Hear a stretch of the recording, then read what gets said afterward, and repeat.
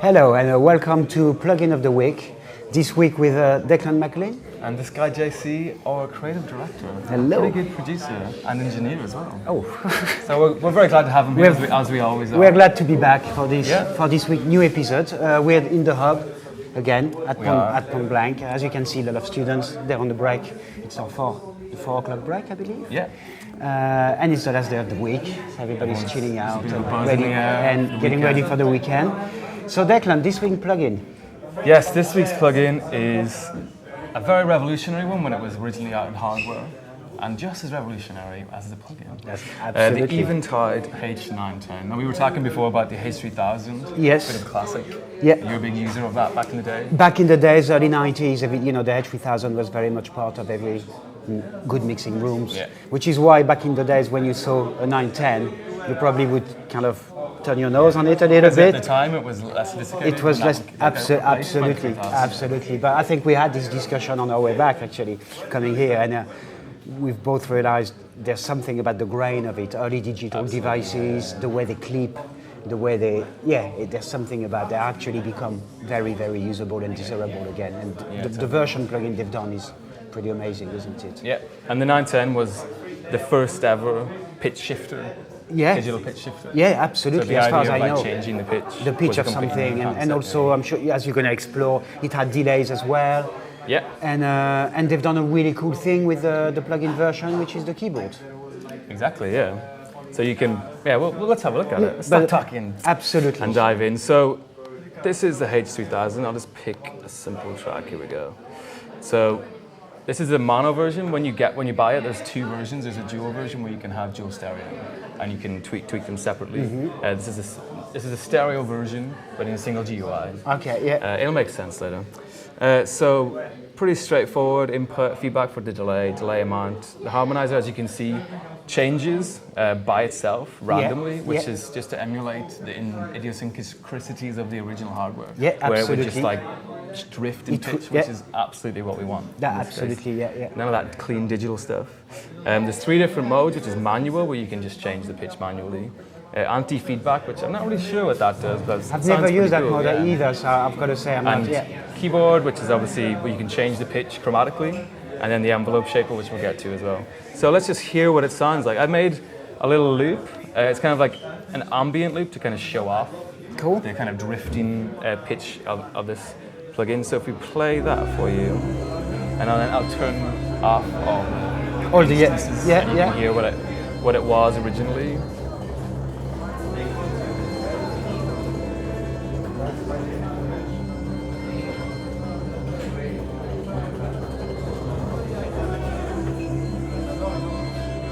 So yeah, very ethereal. Which is definitely a characteristic of the Eventide. So can you mute the plugin just to see? Yeah. So how? I'll just let it go into the drums, and you can hear it all together.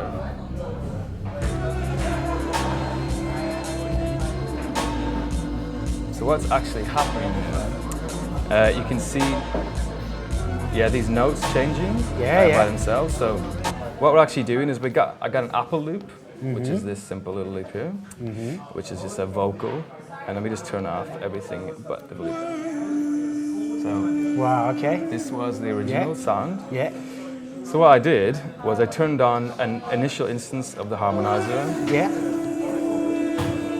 Which is simply harmonize it an octave up. Okay.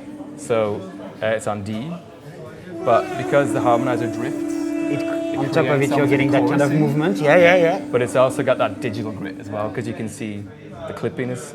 Yeah. So it's got kind of grittiness, bit of chorus, which is exactly what I wanted. Then I sent that to a second harmonizer. Wow. Okay. Which it was triggering the keyboard mode. So the harmonizer is kind of harmonizing with itself. Let me just put it back to the start. You can hear that a bit better. And you've entered different notes for each part, so exactly. you're getting that you movement. Can see this really MIDI, this MIDI note starts off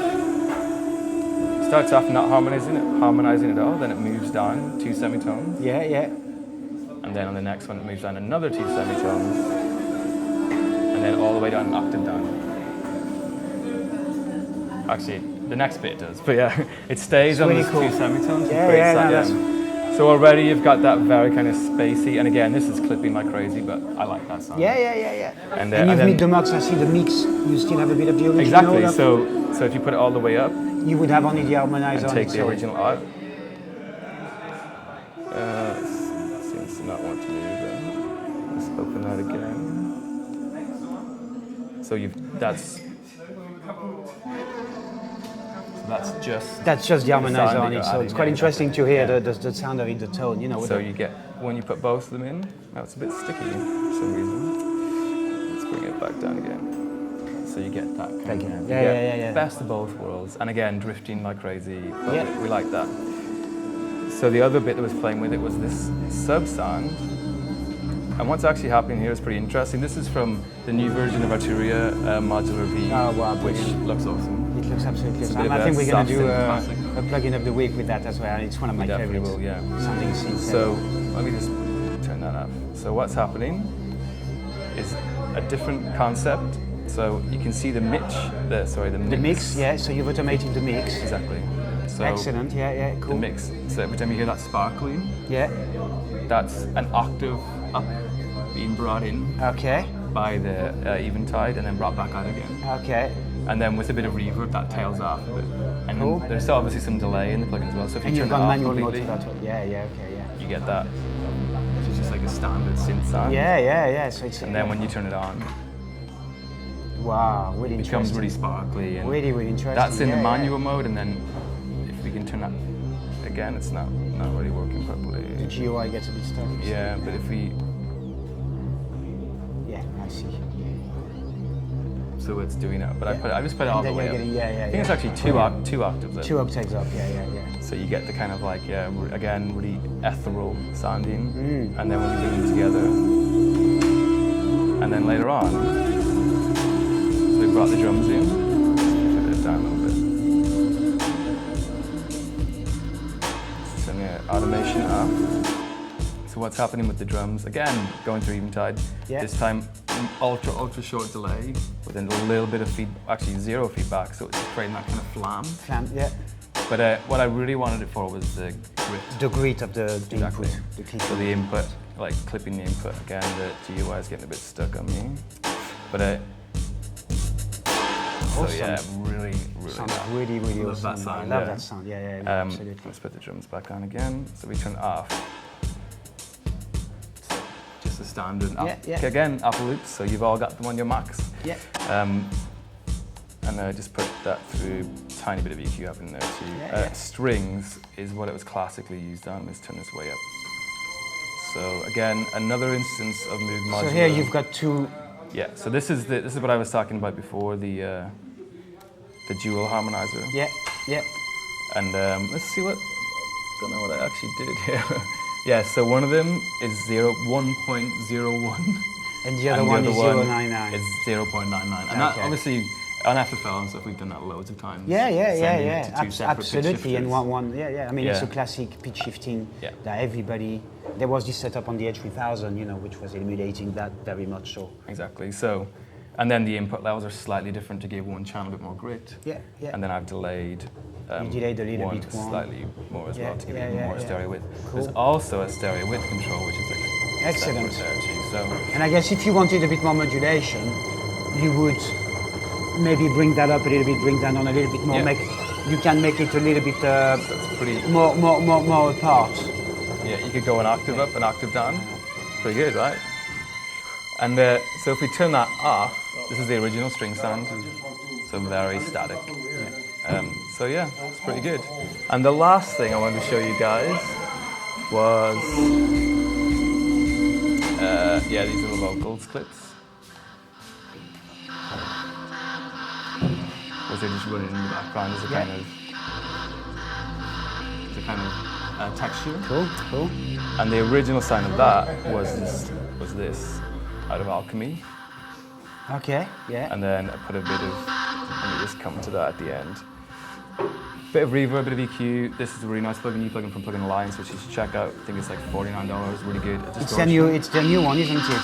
Like a distortion plug. I think they have recently released those ones. Yeah, really There's neat. Dent and In the last Indent couple or of weeks, something. exactly. Yeah. And then finally, this is just doing a very subtle kind of hard to hear in this room, but it's like a fifth. A fifth down. Fifth down, exactly. So if you turn it off without it, and then Great. but even that is way low in the mix.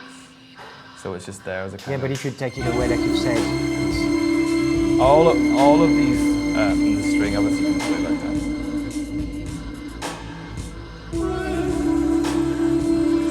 Let's get a bit more. So all of this stuff is about creating a stereo space that has different pitches and is constantly and variable. movement as well. And None of it is static. Yeah. Because that's the whole point of this plugin, was that it was constantly drifting. Yeah, just because of absolutely. the electronics. Yeah. So they've recreated that really well. And then one final thing I wanted to show you is how the envelope shaper works. Yeah, because it's a cool feature of it. And it's really, really good for making effects. So first, let's play you what this is. Another Apple Lips classic. This is just an airplane. Nice. Very straightforward stuff.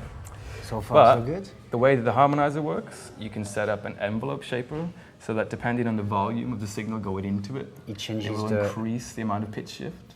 So which is perfect for this type of sound because it increases and falls again. As it gets louder, and because the sound itself is already getting louder. Exactly. It naturally, so if you want to make like a sweep noise for a breakdown or with something. the pitch that follows it. Just turn it down a bit. So as it gets louder, you can see the pitch going up. The pitch is going up, and then it's going down. Again. But because there's delay happening to you, those pitch moments are like tailored. And can you define how much it goes up and down? There's like a sensitivity. threshold. So there's envelope follower sensitivity. Brilliant. And the more and you even put have an attack and release for it. Exactly. So it can fade in slower.